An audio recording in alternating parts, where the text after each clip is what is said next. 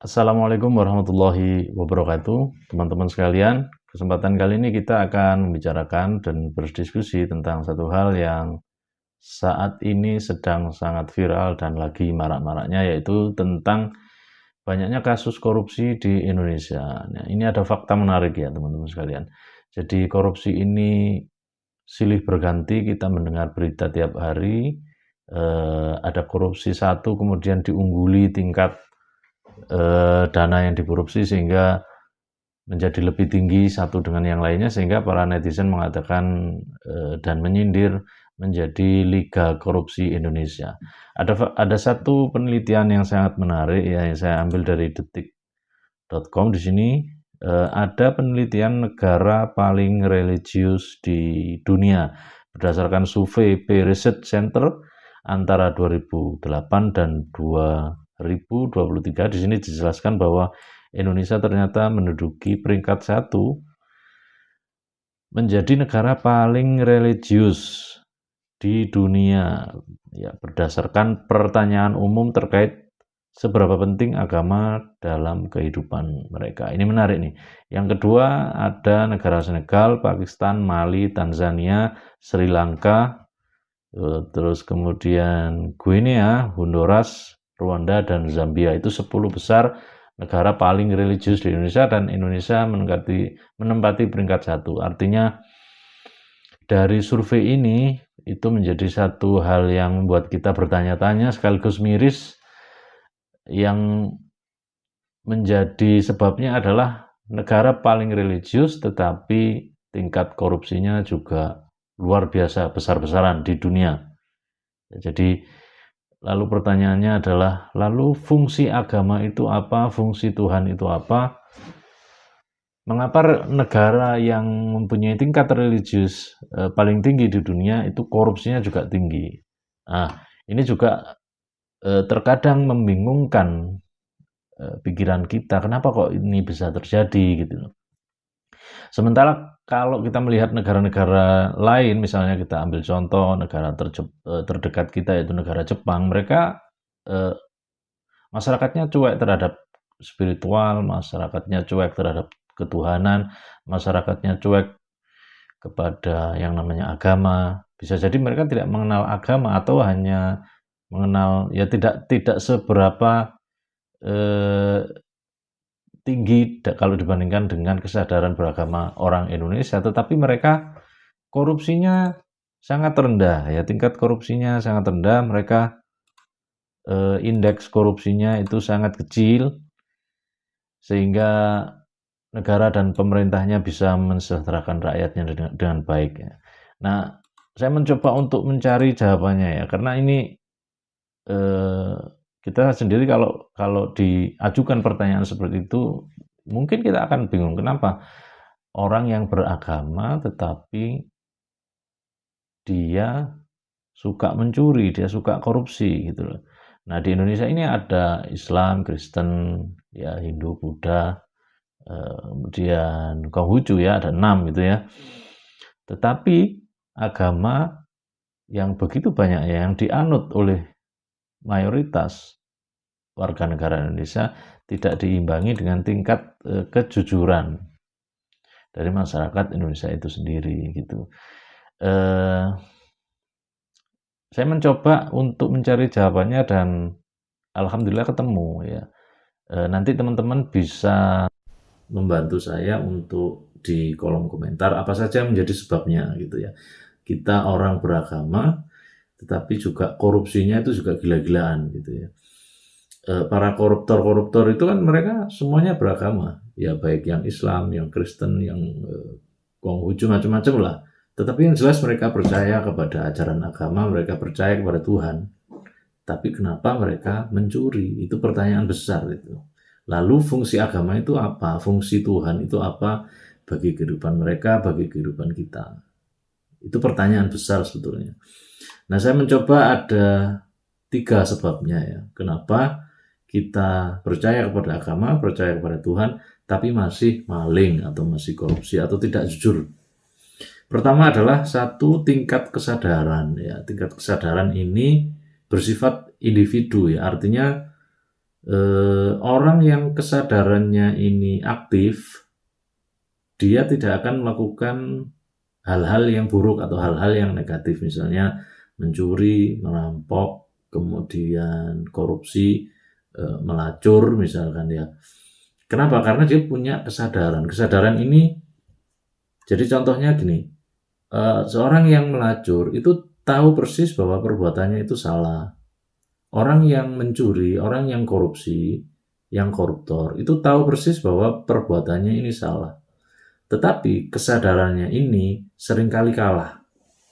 Ya, kalah oleh yaitu tadi hawa nafsu, kepentingan, keserakahan, ya, sehingga kesadarannya ini dia abaikan.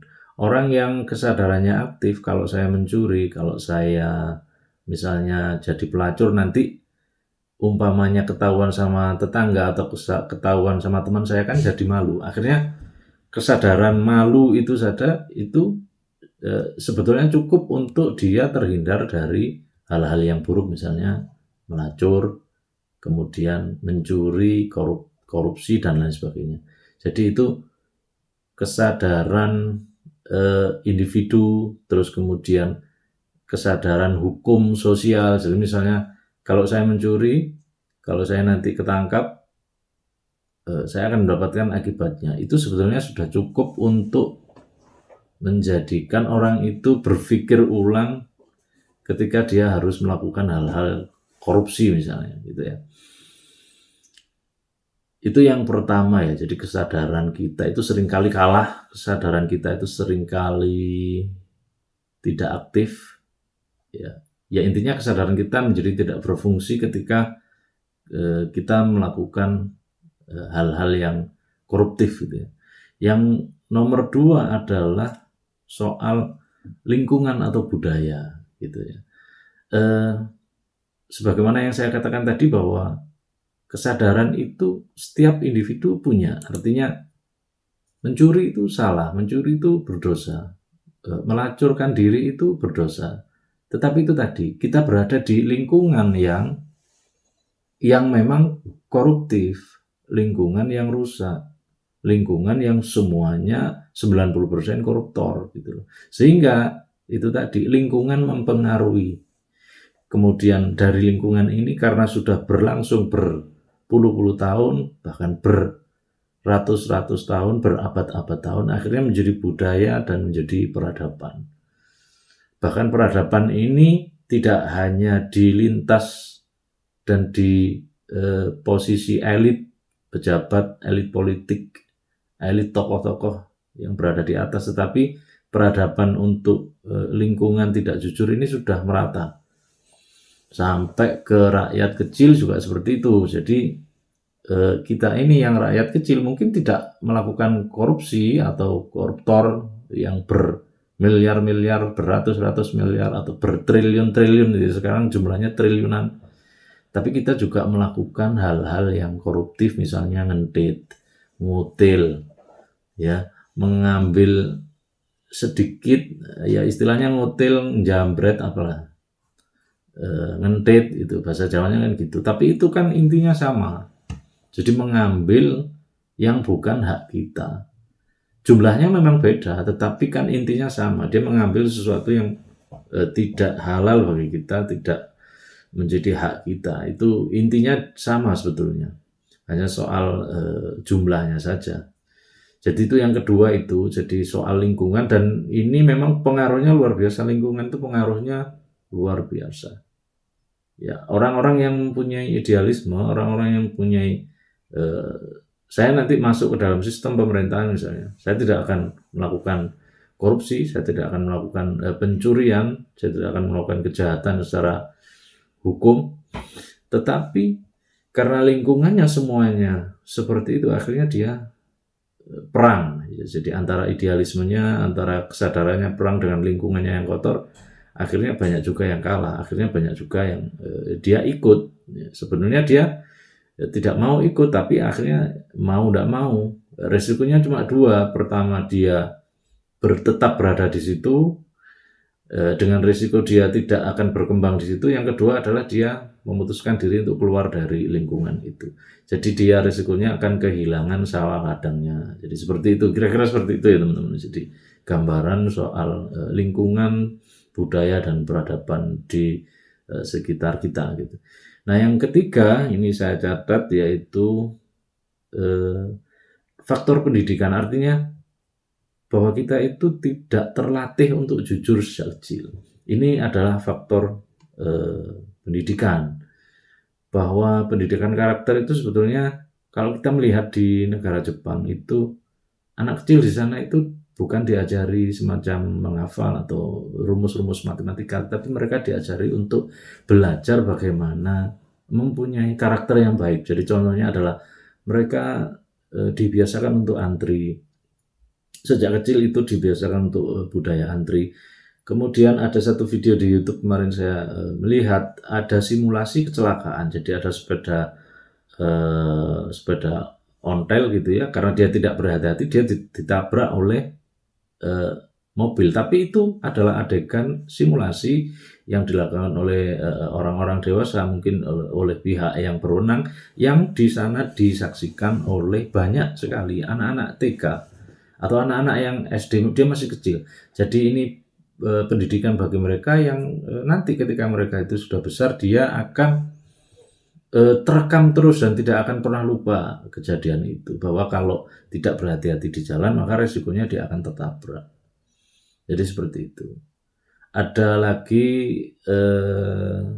ada orang yang pakai sepeda motor kenceng, akhirnya ditabrak oleh mobil, dan itu benar-benar kejadian betul dan dipraktekkan betul di Jepang itu. Jadi ini salah satu contoh pendidikan di sana begitu menekankan segi karakter.